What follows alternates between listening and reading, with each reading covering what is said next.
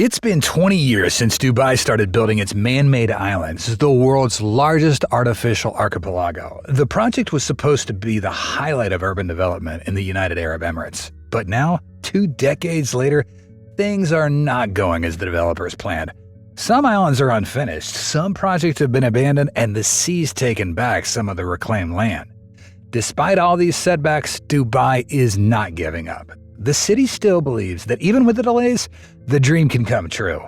But is that wishful thinking? Let's find out. We're committed to releasing 2 videos a week. Like, share, subscribe, and hit the bell icon for more visionary builds. Dubai has long been a symbol of grand ambition and over-the-top development. But beneath the glitz and glamour of its iconic skyscrapers and man-made islands, the cracks are becoming increasingly visible. According to the Carnegie Endowment for International Peace, about 90% of Dubai's workforce consists of low-wage laborers trafficked into the UAE from countries like India, Pakistan, and Bangladesh, lured by promises of work and a better life. Yet the reality is far from the dream they were sold. The Business and Human Rights Resource Center reports that these workers have often had their passports taken, are crammed into small dormitories with inadequate toilet facilities, and frequently go unpaid. Even Dubai's most famous landmarks aren't immune to these underlying issues. Take the Burj Khalifa, the world's tallest building. Despite its towering presence, it doesn't even connect to a sewage system. According to Gizmodo, this means that every day trucks line up for miles to haul away tons of waste from the building. It's a stark reminder that Dubai's infrastructure hasn't quite caught up with its monumental ambitions. Then there are, of course, Dubai's artificial islands, those lavish developments being built by dredging sand from the seabed. These islands were part of a bold plan to create luxury homes and resorts for the ultra-wealthy. But as Tomorrow City points out, many of these islands now sit abandoned with a collapsed market and reports that some are already sinking back into the sea. The extravagant promise of these islands has given way to a reality filled with financial uncertainty and environmental issues. Dubai's artificial island project was a grand vision consisting of 5 separate islands, each with its unique concept and design. The project included 3 palm-shaped islands, Palm Jumeirah, Palm Jebel Ali, and Palm Deira, along with an archipelago of 300 small islands named the World, and another smaller set of islands called the Universe, designed to resemble constellations. Construction on the Palm Islands began in 2000 with the idea of creating an oasis within Dubai, offering more shops, hotels, resorts, beaches, and luxury goods. The Palm Islands also featured mansion-like homes in unique contemporary styles within gated communities, designed to mimic the Hollywood Hills lifestyle. However, as Tomorrow City reports, not one of the 5 islands has been completed yet. Among them, Palm Jumeirah is the most developed, with functioning businesses, hotels, and homes. The other 2 Palm Islands, Palm Jebel Ali and Palm Deira, are mostly desolate and underdeveloped. The Universe Archipelago hasn't even started construction yet, though it's scheduled for completion by 2028. The World Archipelago has faced numerous challenges from the outset, mainly due to the use of sand from the ocean to build the islands. Erosion caused by wind and water has eroded the islands since day one, and rising sea levels are threatening to swallow them entirely. In the early 2000s, environmental sustainability wasn't the hot topic it is today. Dubai's artificial islands were created by transporting 94 million cubic meters of sand from the seafloor, a process that caused significant disruption in marine life. A 2006 Duke University study that looked at the environmental impact of the Palm Jumeirah, the most successful of the islands, found that the construction had buried and suffocated wildlife, increased water turbidity, and altered longshore sediment transport, changing wave patterns along the mainland. The 2006 WWF Living Planet report further highlighted the environmental toll of projects like Dubai's artificial islands. It noted that the average person in the Emirates placed a greater demand on the global ecosystem than anyone else, giving the country the world's largest per capita ecological footprint. This was partly due to projects like the man-made islands, which caused considerable ecological damage. If these environmental issues affect the most successful island, Palm Jumeirah, the other, less developed islands are likely in worse shape. For example, Palm Jebel Ali, located to the south, struggles with one of the most challenging property-related issues, a terrible location. This leads to fewer visitors, stalled construction, and long-term prospects that seem grim. Given the disruptions caused by building these islands and the subsequent environmental impact, it's no wonder that the project's success remains uncertain. Take Jebel Ali, for example. It's located so far south of the city that its closest notable development is the Dubai Port and Industrial District. Beyond that, there's just desert, which isn't exactly the most appealing backdrop for a luxury lifestyle. The original plan for this Palm Island included a residential district at its entrance, but they never got around to building it.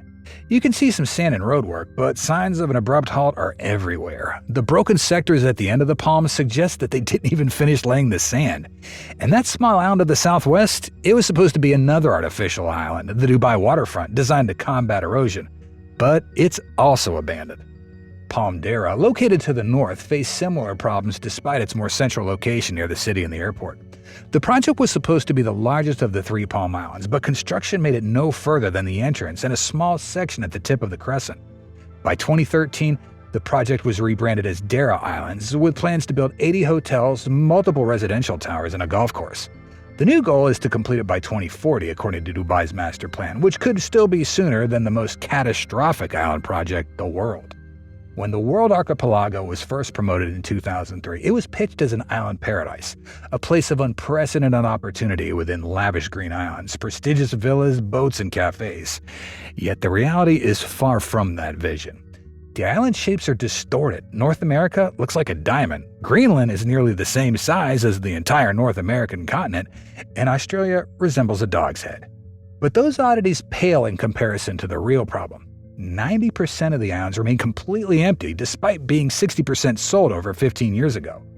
The ones that have any use are mainly for Google Maps advertising, computer stores, and an Ohio-themed beach. There's been some construction, like a $7 million house in the northwest corner of Greenland that was bizarrely gifted to Formula One driver Michael Schumacher, who never even acknowledged the project or visited the house. Lebanon Island is one of the few developed areas in the World Archipelago, a collection of 300 small islands off the coast of Dubai. This island has been turned into a beach club, offering a quieter escape from the city's bustling noise. The beach club's self-proclaimed status as the first development to open its doors to the public hints at the greater issue. Without other businesses or attractions nearby, there's little incentive for people to visit or build homes on these remote islands. This problem creates a vicious cycle. Without houses or permanent residents, there's no reason for business owners to launch enterprises on the islands. Conversely, without businesses and amenities, there's no reason for people to build homes or spend time there. Given the isolated location, it's not practical for someone living on the mainland to take a boat trip to the islands just to shop at a single store or visit a beach club. So even with a beach club operating on Lebanon Island, there's a sense that these islands remain distant and unconnected to Dubai's urban core. The project's troubles don't end there. Nakheel Properties, the master developer of the world, has plans to create another set of islands, the universe, by 2028. This seems risky given the lack of success on the existing islands. A Reddit user shared a theory about why the world has failed. When people bought islands, they expected infrastructure, electricity, potable water, waste management, transportation links, but they got none of it.